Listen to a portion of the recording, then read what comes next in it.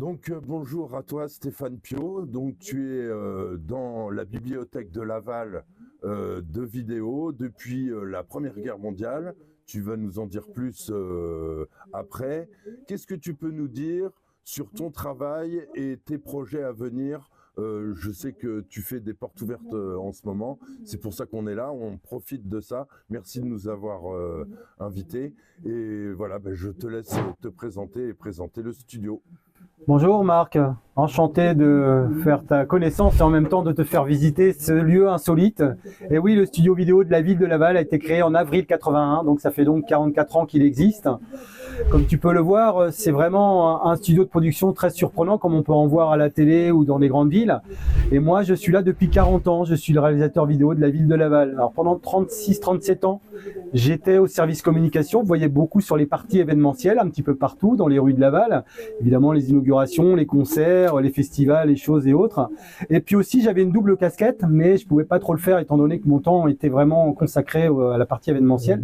Je réalisais pendant ces 40 ans des films historiques, retraçant l'histoire de Laval et puis des clips très modernes présentant Laval sous toutes ses facettes. Donc j'ai réalisé de nombreux documentaires, notamment 12.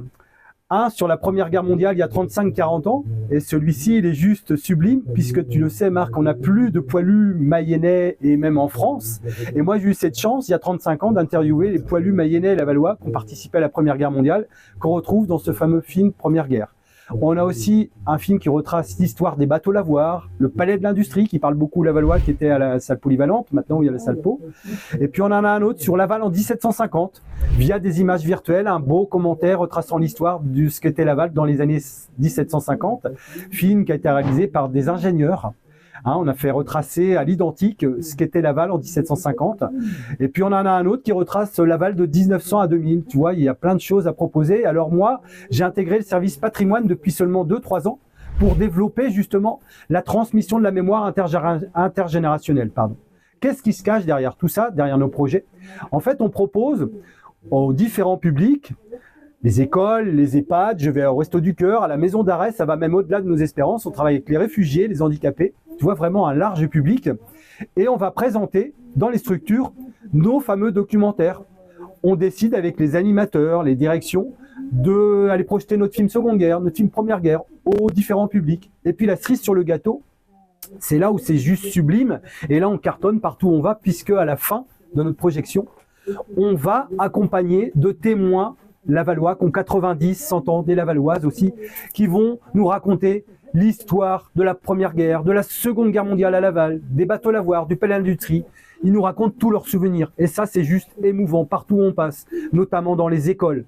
On m'a souvent dit, à tort, que les jeunes générations, on n'allait pas les capter, qu'ils n'allaient pas être intéressés.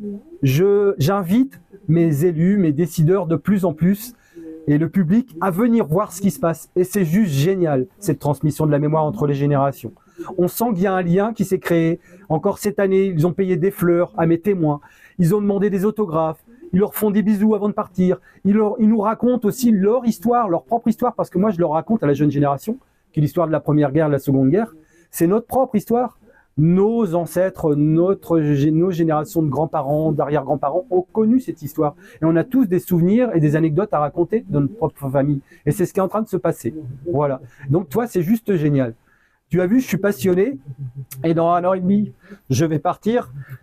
Chose qui m'est assez difficile, tu le comprendras. Je suis passionné de quitter mon métier, mais il va bien falloir. Et moi, j'aimerais transmettre ce beau joyau, cette valorisation de la mémoire audiovisuelle et vivante. Tu as pu voir, on a 1800 cassettes qui retracent l'histoire de Laval de 30 minutes, qui ont toutes été numérisées.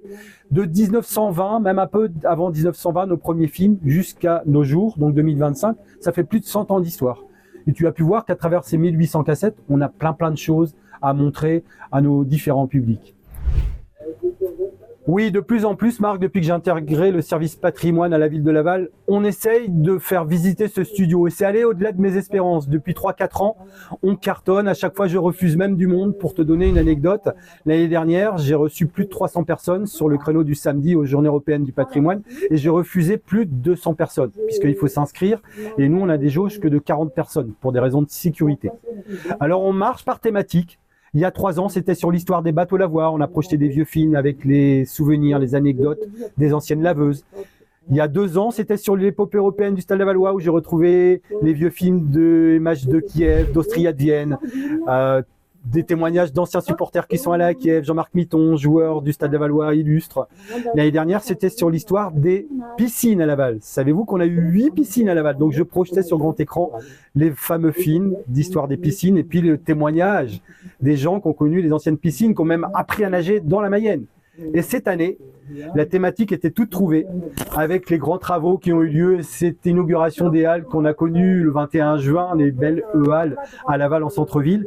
Eh bien moi, j'ai retrouvé l'histoire des anciennes halles à travers les vieux films des années 50-60. C'est ce qu'on va projeter aux Journées européennes du patrimoine le samedi 20 septembre. Il y aura 3 créneaux le matin, 3 créneaux l'après-midi. Il faudra s'inscrire dès le lundi 8 septembre à l'office de tourisme.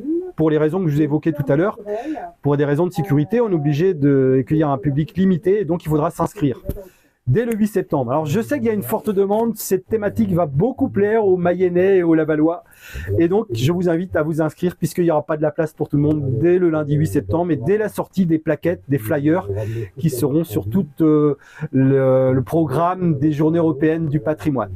Et oui, on a aussi ouvert aux animations estivales 2 mercredis au mois de juillet, 2 mercredis au mois d'août, et j'ai cartonné à chaque fois. On a fait 30-40 personnes, à part cette visite-là où il y a un petit peu moins de monde puisqu'on n'a pas assez communiqué, mais c'est pas bien grave.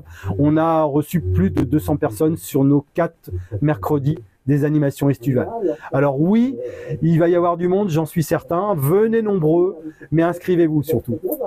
Ce sera le lien de Laval Patrimoine où on pourra s'inscrire au service patrimoine et le téléphone de l'office de tourisme c'est 02 43 49 46 46. C'est l'accueil de l'office de tourisme et là les collègues vous recevront vos messages et parleront avec vous et pourront enregistrer sur les fichiers donc pour réserver les créneaux. Donc 3 créneaux le matin, 9h, 10h, 11h, en sachant que c'est des créneaux d'1 heure la visite, et l'après-midi, 14h, 15h, 16h. Vous choisissez les créneaux et s'il y en a de disponibles, c'est pas limité en nombre de familles et de personnes. Si un créneau est disponible de 10-15 personnes et que vous avez les familles, voisins, l'année prochaine, je peux déjà vous donner un scoop et je vous donne rendez-vous, ça sera ma dernière année.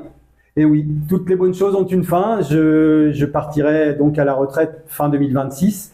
Ça sera donc mes dernières journées européennes du patrimoine en septembre 2026. Je peux déjà vous donner date. Ça sera le 19, samedi 19 septembre 2026.